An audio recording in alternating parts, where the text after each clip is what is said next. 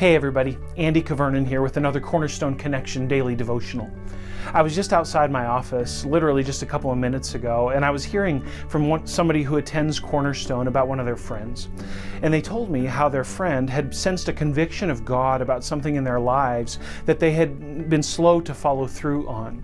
And finally, this friend experienced enough conviction where they decided to obey God even though they weren't quite sure how things were going to turn out. And you know what happened? They found the blessing of God on the other side. They made this faith commitment. They did what God was asking them to do, and they were blessed.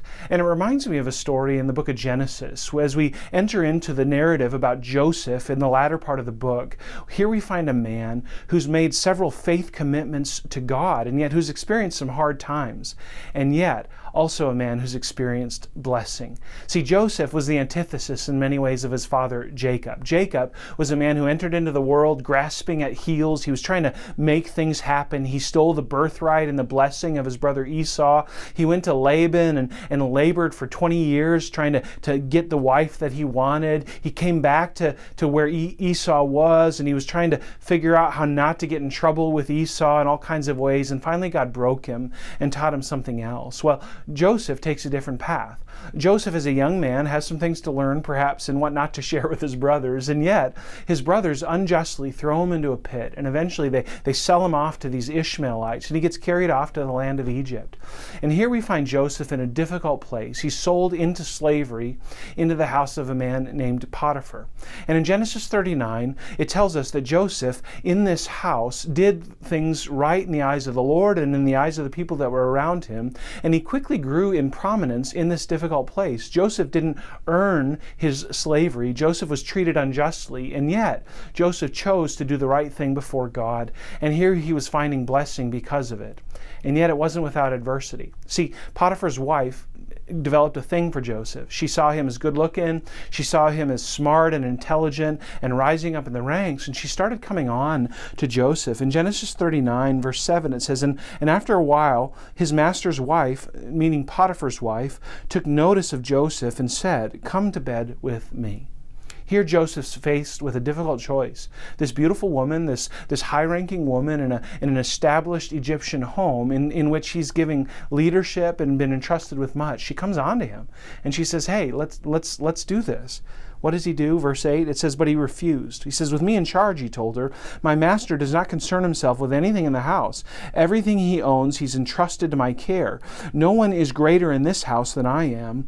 My master has withheld nothing from me except you, because you're his wife. How then could I do such a wicked thing and sin against God? Now, I find this fascinating. Joseph's character is on display here in two ways. First, he's unwilling to sin against his master.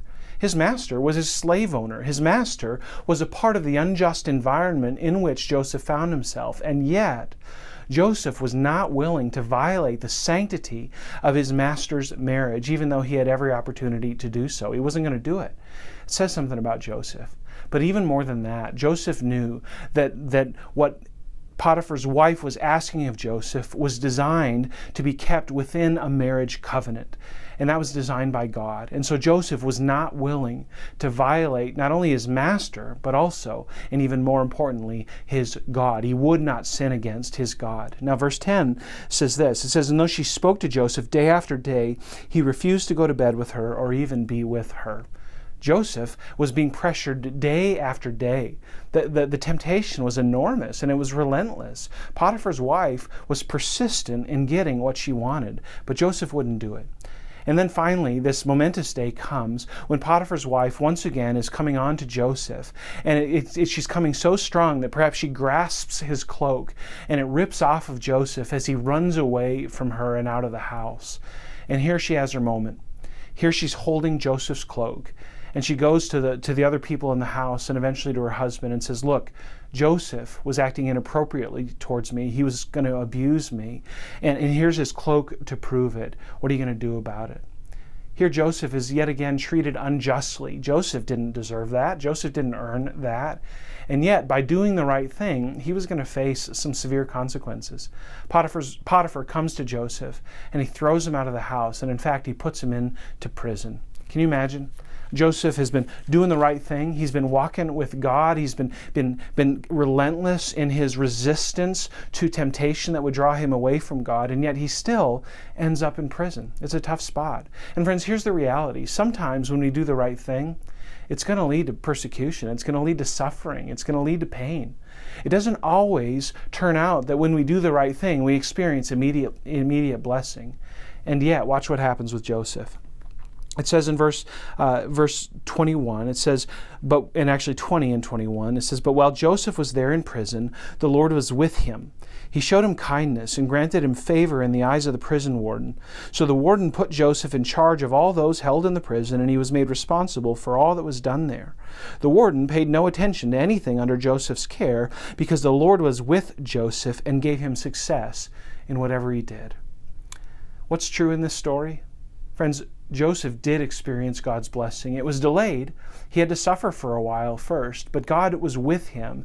As Joseph made his decision to do it God's way, God blessed him. And for us, friends, we may not experience the blessing immediately, but I promise you, as you choose to walk with God today, as you choose to say no to the things of this world, the things that would pull you away from God's blessing, and as you choose to walk in God's blessing, you will receive it in full. Maybe not right now, but in eternity, absolutely. The story of Joseph goes on to demonstrate how God uses Joseph's suffering and his plight to bless not only Joseph, but also his family, and also the Hebrew people, and also the whole world. Joseph is a part of the redemptive narrative in all of Scripture. Friends, we can trust God today. Let's walk with Him. God bless you. Have a great day, and Lord willing, we'll see you again soon on the Cornerstone Connection.